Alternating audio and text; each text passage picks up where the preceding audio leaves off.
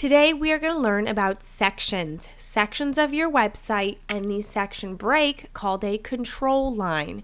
So as you can tell by now, Carrd has a vertical layout, meaning each section is stacked on top of one another above and below, and you can search by the pages by simply scrolling up and down. Each section is separated by the section break. As you can see, here is a section and down here is its own section. These section break lines are called a control element.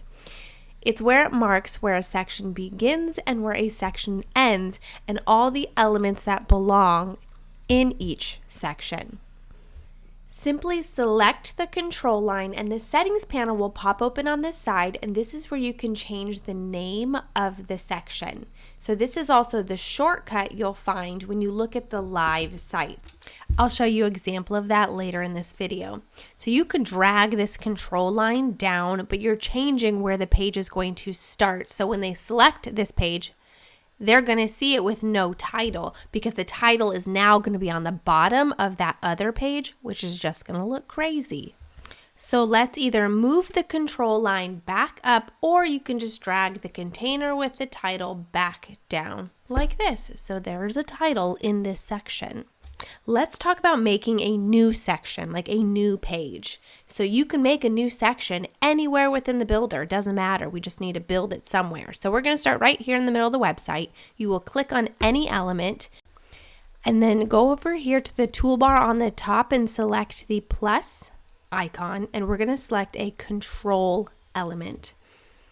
This is going to be the beginning of a brand new section. So the first thing you want to do is change the name of the section to something easy to remember. You can use all lowercase, numbers, letters, or hyphens.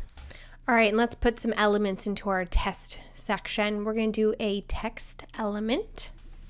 All right, we're going to just type in something fun. We'll just write hi, and then we will select done. Save our work over here on the save icon, publish site, done, and here it is. Here's what it's going to look like live to the world. And notice the URL on the top.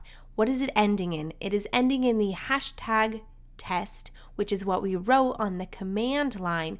It is going to appear on the end of your URL. Take note of this pink line and this little house. This is a header. Let me show you how to make a header. It's another type of control line, but instead of a section break, it's called a header. So you scroll to the very top of the website. Here we are. Take note of the pink container. We're going to click the control line, and this is where you'll see a drop-down settings where you can select section break, header, footer, or scroll point. So if I select section break, it's that blue line that we've been talking about before. All right, and let's select again and go back to header. So back to the live site, you can see that there's a header at the very top of this section. Back to the home page. Let me show you another example. Let's go to booking tools, and there's the header again. So let's go to another page for an example. We'll go to team building. There's your header. We'll go to a video page. There's no header on this page. So let me show you how to remove a header from certain pages. So we're looking for our test page. There it is. All right. So you'll click on the control line. The settings panel will open up on this side, and on the settings here on the bottom it says hide header. So this section on the live site has no header. Look at that, no header. Another interesting setting that might be helpful is exclude section. So exclude all elements and everything included in this section. So if somebody does try to go to that website, it just goes back to the home page by default. This could be helpful if you're still editing that section, or if something's changed recently and you don't have time to edit it, but you just need to get it off of your live site, then that's when you would exclude that section. Let's talk about searching for your sections. We don't want to scroll all the way through the website going up and down. That's a lot of sections. So there is a shortcut that you can search for a section. So if you click over here on the hashtag icon on the toolbar on the top, it will open up a panel on this side that shows you every section of your website, so you can just click and jump to that page for editing.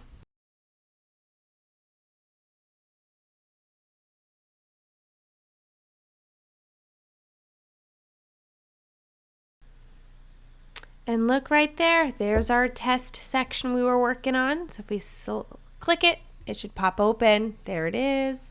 And that makes editing a lot faster when you're only dealing with one section at a time. Jumping from section to section now is so seamless, and you can also use this as reference if you forgot what you named one of the sections. You literally have a list of all of them to scan and refer back to. If you want to change the name of them or delete a section completely, you would need to go back to the all view sections where they're all on top of each other in the vertical layout like this. And if we're deleting an entire section, I recommend deleting the elements first. So you select the element, and then on the bottom of the settings panel is going to be a trash can icon. You select that, and the element is then deleted.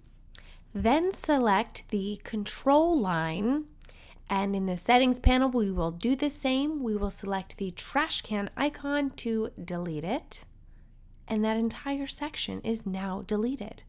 All right, guys, that's all I have for sections today. Until next time.